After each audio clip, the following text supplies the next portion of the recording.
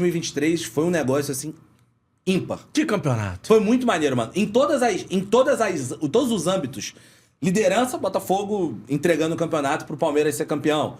Ali na Libertadores, pô, você teve uma disputa ferrenha até o final.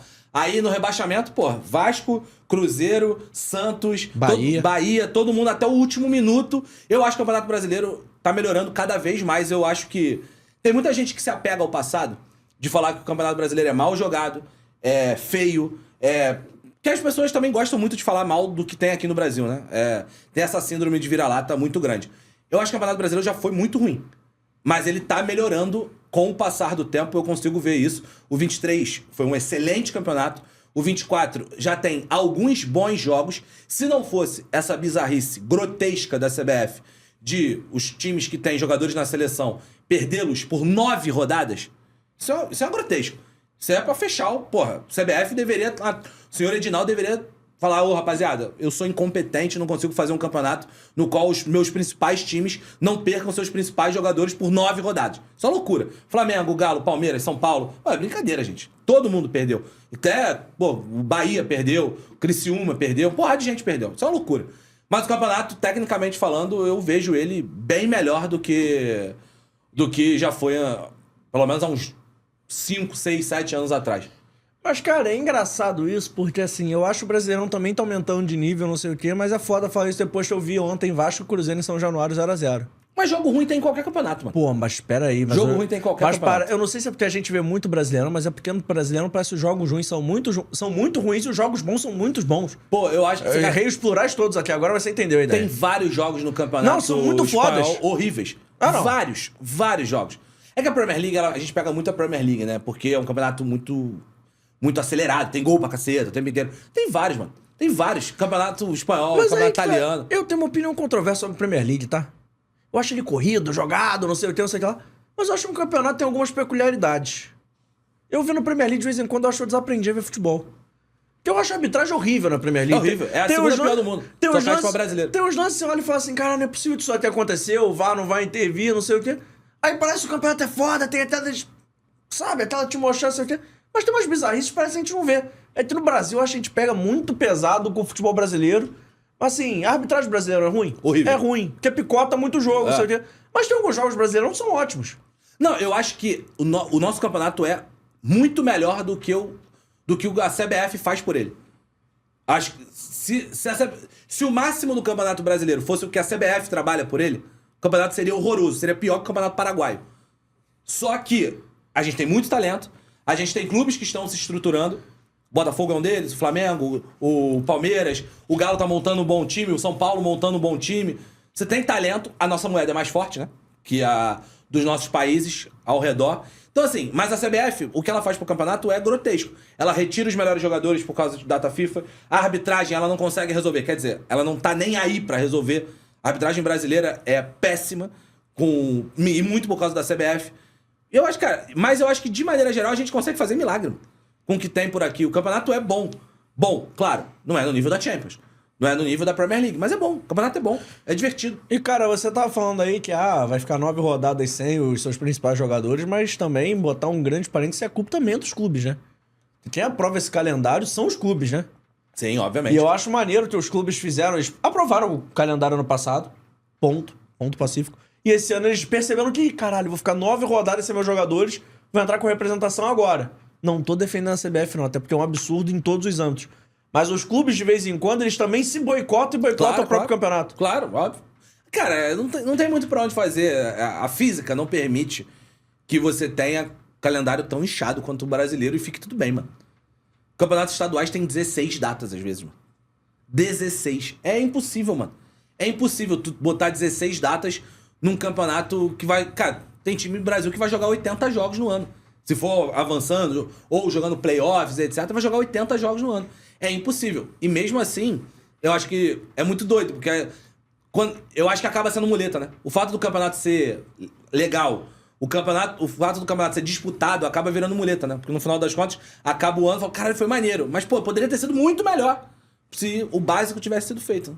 Né? E assim, tem muito jogo no Brasil, né? Muito jogo estadual, muito jogo... E a Copa Sul-Americana que fizeram foi um crime, diga-se de passagem, né? Criando playoff? criando playoff, criando fase de grupo. A Copa Sul-Americana, com todo respeito, e eu já falei isso várias vezes aqui no canal, as pessoas brigam comigo quando eu falo, a Copa Sul-Americana não pode ter fase de grupo. Eu Você acho não que pode se não jogar... houvesse estadual, Mas dava de boa. Você não pode jogar 2 vezes. Hoje, uma coisa é você jogar a Europa League, a Conference League, que, querendo ou não, os times são nivelados. A Copa Sul-Americana não é nivelada. 90% dos times são muito ruins. Com todo respeito, o Cuiabá, que outro dia era o lanterna do Campeonato Brasileiro, tá nadando de braçada. O Fortaleza, que ficou mal das pernas um tempo no Brasileirão, depois foi até Libertadores, era um grande time, nada de braçada. E assim, não tô falando das equipes brasileiras, não. Mas é que não tem competitividade. A Copa Sul-Americana fica legal quando? Quando vira mata-mata. E quando chega na segunda fase do mata-mata, que a primeira ainda é ruim. Tem muito time ruim na Copa Sul-Americana. Eu acho que isso é um problema do Brasil, né? Acho que a gente meio que tomou conta do O continente. Brasil é muito bom, o resto é muito ruim. A fase de grupos da Libertadores, em vários momentos, é horrível também. Não, tá? É horrível. E era outro assunto que ia tocar. A Libertadores não pode ter tanto time como tem. Você não pode, com todo respeito, vulgarizar o acesso à Libertadores. Aí, ó o jovem velho de novo. Eu sou da época que na Libertadores iam 6 no máximo. Num ano desse tudo muito certo, iam 6 pra Libertadores. Hoje em dia vão 10 quase, 9, 8. É muita gente. A Libertadores, antigamente, o legal da Libertadores, eu não acho que a Libertadores hoje seja ruim, tá? Não acho que a Libertadores seja chata, nada do tipo. Mas antigamente era muito mais legal, por quê? Porque era o creme de la creme. O melhor do melhor. Era muito difícil classificar pra Libertadores. Hoje em dia, o time que fala, quero classificar pra Libertadores. Ele pode ficar do segundo ou oitavo, ou nono. Eu acho que hoje no Campeonato Brasileiro, o meio de tabela não existe, né? Não. Todo mundo briga por alguma Libertadores coisa. ou pela Sul-Americana. Ano passado, se não me engano, só um time... Adivinha quem? Não Adivinha jogou nada. quem? Adivinha quem? Acho que só um time. Não, ou você vai pra Libertadores, ou você vai pra Sul, ou você é rebaixado. Acho que ano passado só o Vasco, né? Apenas. Apenas o Vasco. Eu posso estar errado, mas acho que foi só o Vasco. Eu confirmo a informação. Apenas o Vasco. Com a proeza de ser o 16º. Mas pensa que se o Vasco, na situação de hoje, ainda estivesse jogando Copa Sul-Americana, podia ser pior, né? Ou podia ser melhor. Podia ter traído uns jogadores melhores no início do ano, podia pôr... bom ponto. Você tem um campeonato aqui a mais pra jogar, vai aparecer mais aqui, ganha um cascalhinho a mais. Não, bom pensamento. Não tinha pensado nisso, é verdade, pode ser. Você poderia ter atraído mais gente, né? Pois é. Pra vir até outros patrocinadores. Mas também o Vasco, cara, é assustador o quanto... Quando tu acha que o Vasco, não, agora virou SAF, vai se organizar, vira um pandemônio do nada. E é loucura, cara. O Vasco é inexplicável. Eu sou do Rio, né? Acompanhei o Vasco a vida inteira. É uma loucura. É inexplicável o que acontece com o Vasco. Lá vem o nosso Bismarck com boas frases. Mas a gente tá falando... Cara, é muito engraçado. Quando o dirigente no início do ano fala assim, a meta é classificar pra Copa Sul-Americana. E aí? Classificar pra Copa Sul-Americana é praticamente você falar, eu vou brigar contra o rebaixamento também. Eu vou brigar contra o rebaixamento, mas se eu der sorte, eu pego uma Sul-Americana. E basicamente é isso, né? Não, eu vou brigar contra o rebaixamento e se eu não for o pior entre os não rebaixados, eu vou classificar. Porque vai do 10º ao 15º. Eu acho que isso canibaliza, sim, a competição. Eu acho que a quantidade de vagas que o Brasil tem canibaliza a competição. Por quê? O América Mineiro, no ano passado, por exemplo, time rebaixado, lanterna. Ganharia a Copa Sul-Americana. Ele tinha mais orçamento do que praticamente todos os times, os principais times equatorianos, bolivianos.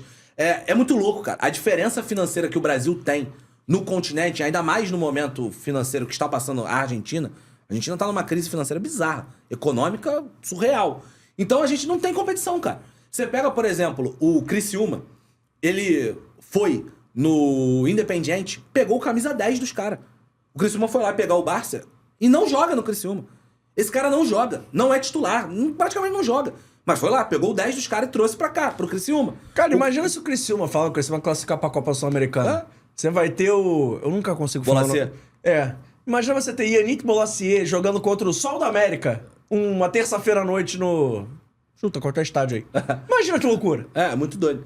Eu vejo o Brasil como... Ele é predatório na América do Sul. Ele é meio como a Premier League faz na União Europeia, com a diferença que você ainda tem países de forte moeda lá, né? Você tem Espanha, você tem França, tem outros times com dinheiro. Na América do Sul só tem o Brasil. A tendência agora até subiu, né? Pra 9 estrangeiros. A tendência é que essa regra, se continuar do jeito que tá, essa regra vai acabar.